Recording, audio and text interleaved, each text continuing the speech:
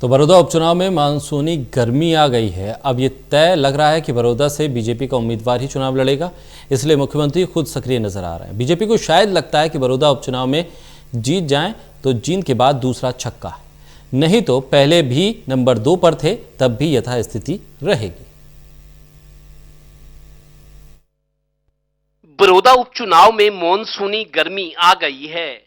मंगलवार को जहां कांग्रेस के बड़े चौधरी भूपेंद्र हुड्डा ने चंडीगढ़ में विधायकों की बैठक में बड़ौदा उपचुनाव पर कई बिंदुओं पर चर्चा की, वहीं कांग्रेस विधायकों की बड़ौदा उपचुनाव में ड्यूटी लगाने की भी तैयारी है। हुड्डा अपने गढ़ की इस सीट को हर कीमत पर बचाना चाहते हैं।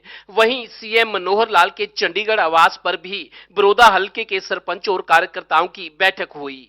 लगता तो यही है कि बीजेपी जींद उपचुनाव के पैटर्न पर बड़ौदा जीतने की कोशिश करेगी, यानी सरपंचों, पार्टी कार्यकर्ताओं और दिल्ली से आने वाले बड़े नेताओं, यानी हर दाव आजमाया जाएगा।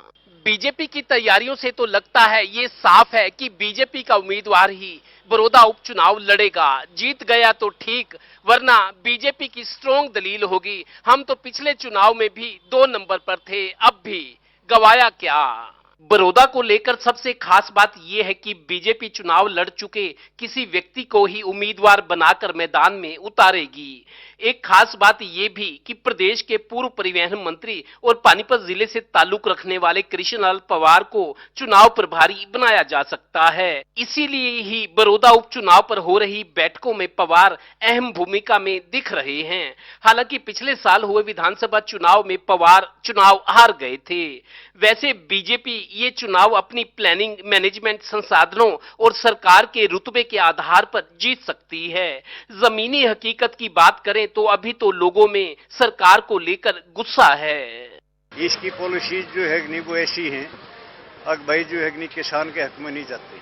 अब देखिए 1 साल हो गया, हमारी एक सब माइनर मंजूर होगी, पैसा अलाट हो गया, लेकिन आज तक जो है इसके ऊपर कोई कार्रवाई अमल शुरू नहीं हुई। गौरतलब है कि सुरक्षित से सामान्य सीट बनने के बाद तीनों बार यहां कांग्रेस, खासकर हुड्डा सीनियर का खास आदमी चुनाव जीता है।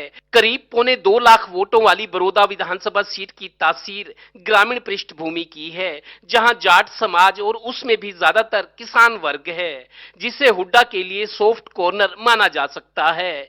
ये उपचुनाव एक तरह से पार्टी ही नहीं, बड़े नेताओं के चेहरे और भरोसे का चुनाव भी होगा। देखते रहिए।